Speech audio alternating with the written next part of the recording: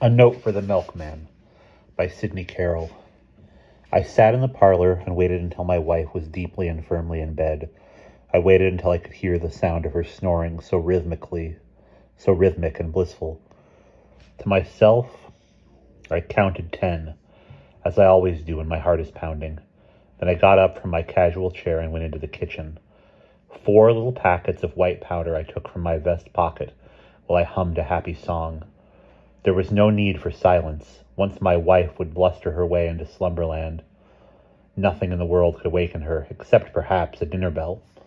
I placed the little packets of powder side by side on the kitchen table. From another pocket I extracted the piece of paper from which I had copied my instructions for the 100th time, with my head slightly to one side, my chin cupped in my free hand. It is a kittenish pose for a small man, I admit, but I can't help it. I wrote the words I had copied from the old book. This essence, impervious to heat, ray of sun, ravage of life or time, can be devised, if with a true deliberation, if the steps hereunto affixed are followed with a physic's care. That part I knew by heart, as indeed I knew most of what followed, but I am an academic man. For the 100th time, I read every word on the paper, every step of the way. Utterly clean vials and flagons are the first necessity. Then I, who had gone over these motions time and time again in my mind's eye, finally went to work with my fingers. I took bottles and glasses and 2 spoons. I took 3 test tubes I had purchased the week before at the 5 and 10. I cleaned all of these under the hottest water from the tap. I rinsed them over and over again and wiped them ferociously with a fresh towel. I held them under the naked light bulb overhead, wiped them again, held them under the light bulb again, wiped them until they dazzled. I have a slightly myopic eye, but when I was through cleaning these bottles and glasses, they dazzled. I took my white powders next, and my instructions, and I mixed the powders one with the other, and then over again with each other. In a brand new saucepan I had hidden for weeks at the back of one of the top shelves in the kitchen cabinet, I cooked liquids made from the powders. I let the liquids simmer and cool, and I poured them, one into the other. I have steady hands. Only my eyes blinked needlessly, and a tear would shimmy in the corner of the left one from time to time. An occupational disease. I dispose of these tears easily enough. I flick my head sharply, the tears torn from the eye. You might say I have learned to expectorate with my eye. You might say it, if you thought about it long enough. Anyway, I hummed my little song, and I had certain little thoughts while I worked. I was thinking of the time I had poisoned the pigeons in the park. Why had I never been caught, I asked myself, to tease myself. Of course I had the answer. Simple answer, so simple.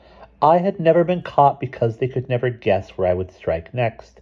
I had spread corn in an uptown park on Monday morning. On Monday evening, there were pictures in the paper of the scores of dead pigeons, like bodies on a beachhead.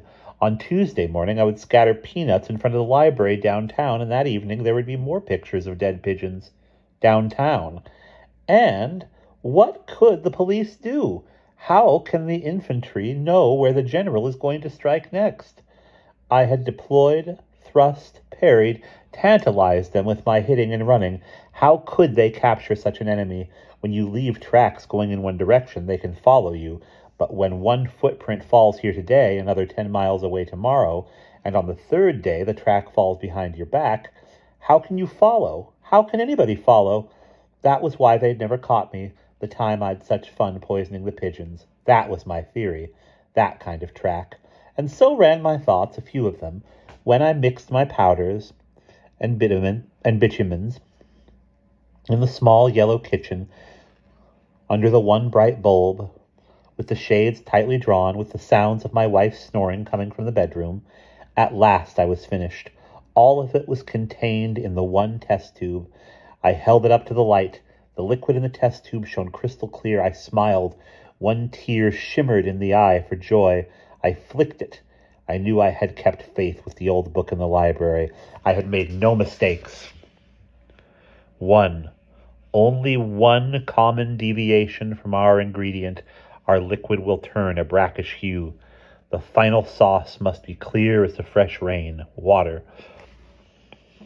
My hand did not tremble, though my poor heart was exulting. I had it. I stoppered the tube tightly with a cork, rested the vial of my liquid clear as rainwater in a glass, and went to work to clean up the kitchen. In 5 minutes the job was done for. Ha! I am an old hand at the routine. I wiped my hands. When they were bone dry, I blew on them. A man who works in the stacks of a public library gets into the habit of blowing on his fingertips. Now I read my secret paper once more. No thing on earth can blunt its sting. No thing can rend its heart. Nothing can still its corruptive pulse. Not fire, not water, not air, not earth. It is like Lucifer, unconquerable. Burn it, it will glow. Drown it, it will drink. Bury it, it will grow. When it touches doom, skin will rot before its stain dissolves. I presented myself with one of my rare little jokes. It reads like old Bunyan writing an ad for varnish, I told myself. I have my own sense of humor. Sly but fly, that's Henry Peters. And now I come to the vital part of the evening's entertainment. Mrs. Peters and I always used 1 bottle of milk and 1 of cream per day. Now at night, the 2 clean and empty bottles, big and little, brothers of vim, vigor, and vitality, stood side by side on the sink. I regarded them. I cocked my head, as is my failing. I hesitated for just a second. The milk bottle? The cream bottle? Both? I thought about it. Then I shrugged my shoulders. What difference did it make, really? I picked up the milk bottle. I sniffed from the open neck of its lingering, clean lactic fragrance. Then I poured 1 drop, exactly 1 drop, like a teardrop of my fresh as rainwater liquid into the milk bottle. I swirled it around a bit, watched the drop run in circles at the bottom of the milk bottle until it spread and flattened and exhausted itself. It's alive, I assured myself. I put the milk bottle and the cream bottle in the hallway, just outside our front door, in the usual place where the milkman would pick it up in the morning. 2 days later it happened. Of course it happened. Down on the lower west side of town, a family of 5, father, mother, 3 children, found dead at the breakfast table, poisoned. I read about it in the morning paper. After I read about it, I folded the paper ever so neatly and allowed myself my chuckle for the morning. Golly whiskers, this was going to be easy as poisoning pigeons. That night, when the snores from the bedroom had begun to fill me with a sense of safety and assurance once more, I went back to the kitchen. I took the day's empty milk bottle and poured 1 drop of my liquid into it. The old book in the library had told me that nothing could kill this incredible thing, and the old book had not lied. Nothing could kill it, not heat or light or water or fire or pasteurization. It would conquer any antidote. I dropped a new drop into the milk bottle, and I put the bottle in its familiar place outside the front door. I had results in 2 days. It was in the papers again, in that fine, bold type, a man in the Burbank district this time. Situation identical, found at the breakfast table, poisoned. He was slumped over. His face was in a bowl of cereal, and he was stone cold dead. That night I felt, well, restless, like a spendthrift with a bulging wallet. Why play with pennies? I was in need of some sort of extravagant indulgence, so I poured 2 drops of my liquid into the milk bottle. In some manner, how explain these little fulfillments of the heart? The extra drop gave me the extra tingle of the flesh I yearned for, like giving a decapitated turkey an extra little whack with the axe. It's not necessary, but it's so satisfying. Educated people will know what I am talking about. The next day, it was an elderly couple in the north suburbs who got it. They were found dead over the coffee cups. The papers didn't say so, and certainly the police wouldn't say so, but I knew the one vital fact, viz., the elderly couple took milk with their coffee. Oh dear, why will people mix coffee with milk? I had only one twinge of remorse. I knew in my heart of hearts I wasn't going to keep this up forever. I could, if I felt like it. Fun's fun and all that, but business is business, and I had to keep the main piece of business uppermost in mind. It was getting time to close in. So I did it once more. Just once more. For fun. The clear drop falls into the milk bottle. The milk bottle is placed outside the door. The milkman picks it up in the morning. He takes it to the plant or the dairy or whatever they call it, and he drops it with the million other milk bottles into the chute or the vat or whatever it is, and all the bottles are boiled and cleansed with all the latest scientific methods, and all the bottles come out clear and fresh as fresh air, all but one. That one has a forgotten fluid in it that cannot be destroyed by fire or flame or heat or light. And the day after, the two ladies who live in the heart of town drop dead at the breakfast table. Simple, wasn't it? Sly, wasn't it?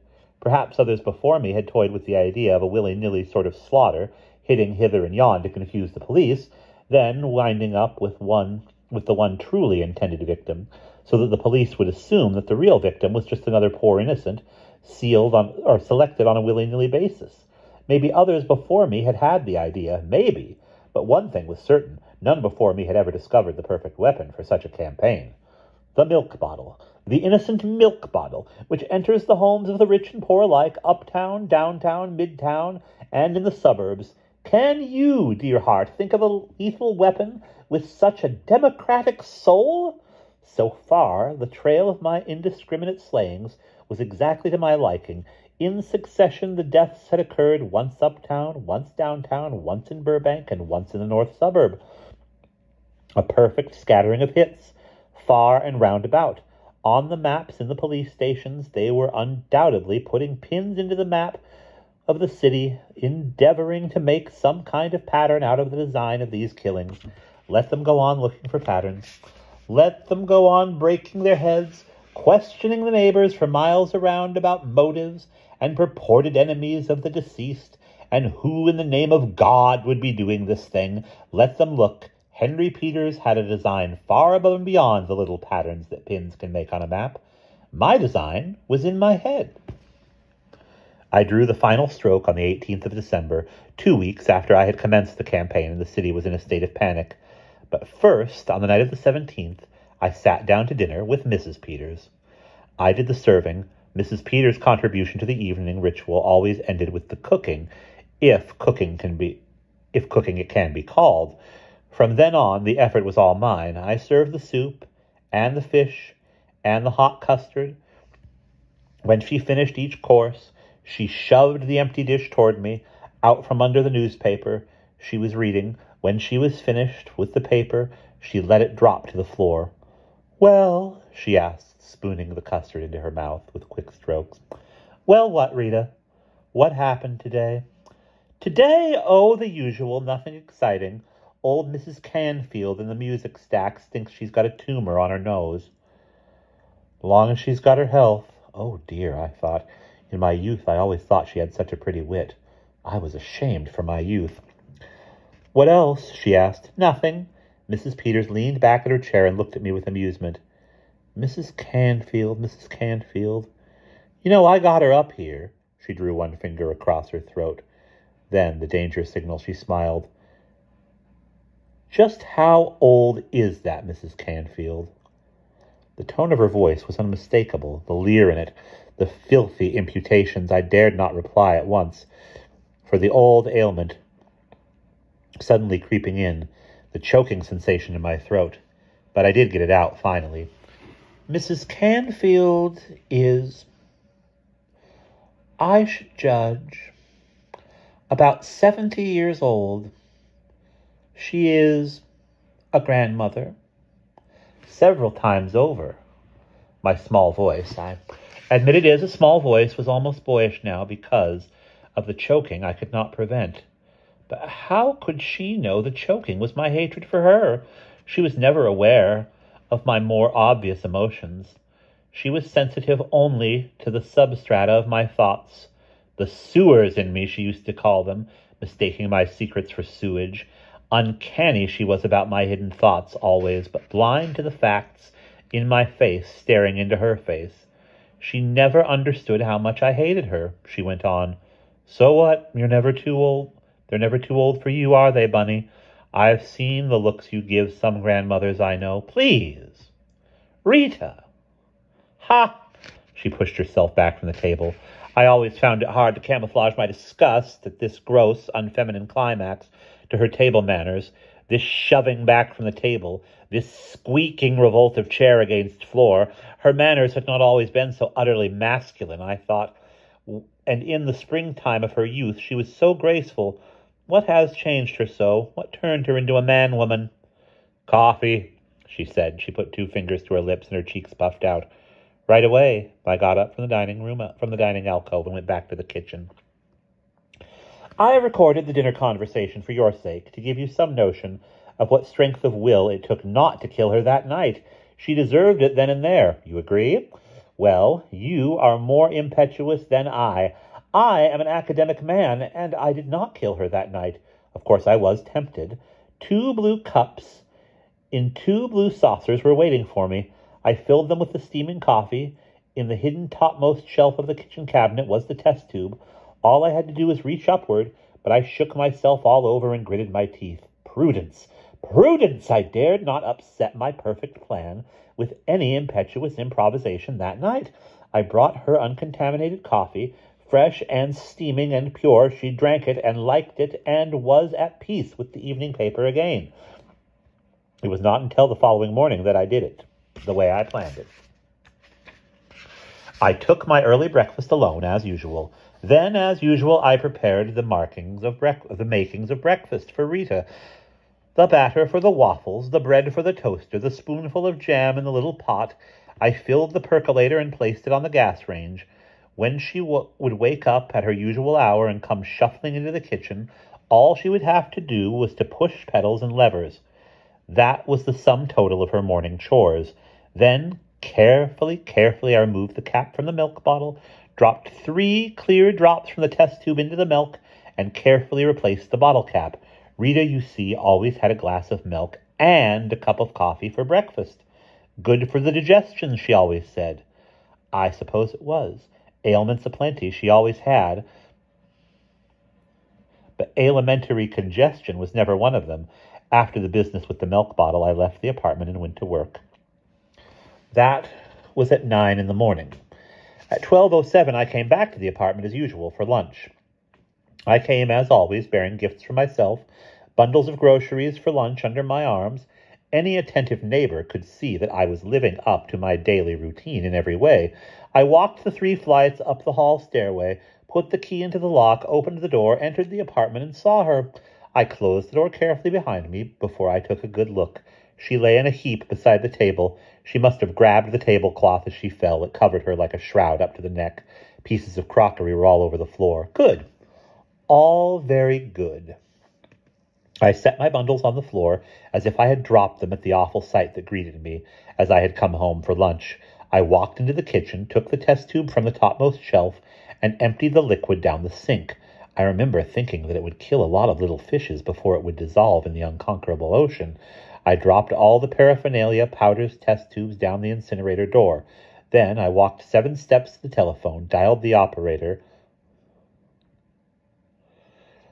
The usual soulless female voice whined, "Yes, please," into my ear. I said, as politely as possible, "I want a policeman." So they came, and they performed their duties. They examined everything, asked many questions, kept the neighbors at bay, took pictures, measured things, and in a final burst of efficiency, carried the body of the deceased away. I sat in a corner of the sofa in the parlor with a handkerchief to my nose. To the endlessly pointless questions, I merely nodded. Obviously, I was in a torpor of grief and bewilderment. I was in no condition to be intelligently interrogated. 2 of the police detectives looked at one another, shook their heads in sympathetic vibration. "Better let the old guy alone," they seemed to nod to one another. "This is too much of a shock to him." The nod seemed to say. I caught it all over the rim of the handkerchief. There was one detective, name of Delaney, who came over and sat next to me on the sofa. He put one hand on my knee. "Look, Mr. Peters," he said, "this is no time to go into details that I know. We'll get out of here and leave you alone, but first I want to explain one thing. You've been reading the papers? You know how we got a maniac loose somewheres, poisoning people all over the city? We don't know why. We don't know what the hell he's up to. All we know is he poisons people, and he don't care where he does it. He done it here today. He's liable to do it on the west side tomorrow, or the east side, or over on the island, maybe. We don't know. We got no defense against this kind of thing. Not yet we haven't. I did not look at him as I removed the handkerchief from my mouth. But how? I whispered. How did he get in and... Poor Rita. Look now, said Mr. Delaney. Listen to me carefully. Maybe I'll make you understand a thing or two. The guy is crazy, whoever he is. He's got the finger on some of the citizens, and we don't know why. We got no connecting link. He picked your wife today. We don't know who he'll pick tomorrow. It's that kind of a deal. Shows you why we got no defense against the guy, against somebody with a system we can fight, against a guy who just kills anywhere, anytime. Just to kill. Where do we stand? You heard of Jack the Ripper? Same thing. Never know where he's going to hit next, because, well, you see, this guy, whoever he is, he thought up the damnedest murder weapon you ever heard of in your whole life. I'm sorry I can't tell you what it is, Mr. Peters, but I'll tell you this. He stood up and then looked down at me, with fire in his eye, and with a set jaw in which there was all the omnipotence, all the majesty of the law. We know what it is, and that's a good head start. We'll catch him, Mr. Peters. You understand me? I think so. Just please keep what I'm telling you under your hat. Today your wife, tomorrow somebody else's wife, or kids. It's tough it had to be your wife this time, Mr. Peters. Out of 3 million available people, he had to pick your wife. Well, that's life. We're going now. He patted me on the shoulder. In my infinite grief, then, they left me to the consolation of solitude.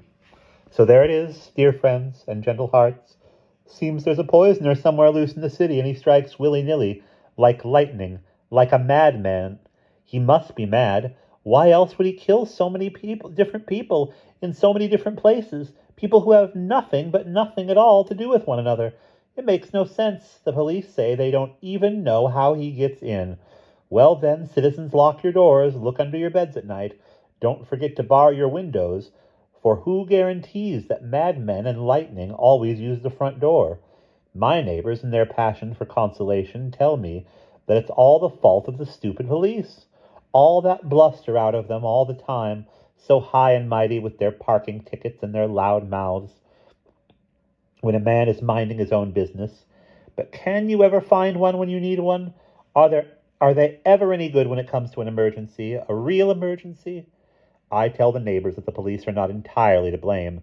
Maybe they do know something. They can't tell everything, you know.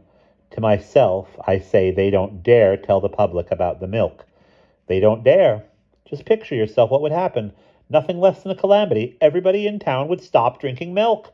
All those babies would suffer, and the poor milk companies would surely go out of business, and all those milkmen would be out of work, and all those farmers who milk the cows, and the poor cows, too. What would happen to them? No, siree, you can't start that kind of a panic. No telling where that would lead to. It's much better if the police let a few people die every day until they can find the fiend who's responsible. Then they can tell the public everything, but not until then. Mr. Delaney told me to keep what I told him under my hat. I will, of course. I know how to keep a secret. I really do. I've kept the secret of my little book, haven't I? I mean the old one in the library that contains the formula. Formula, did I say? Let me tell you a secret. My little book contains formulae, plural. There is one, for example, on page 37, the 15th chapter, if you please. It tells how to make gold out of garbage, a simple process involving a few hours' work. Then, on page 192, there is a perfume very easy to prepare. If a man anoints himself with a drop of it every morning, he becomes irresistible to every female within an area of 30 square miles. I propose to make the gold first, then the perfume. I propose to have a lot of fun. And that's the end.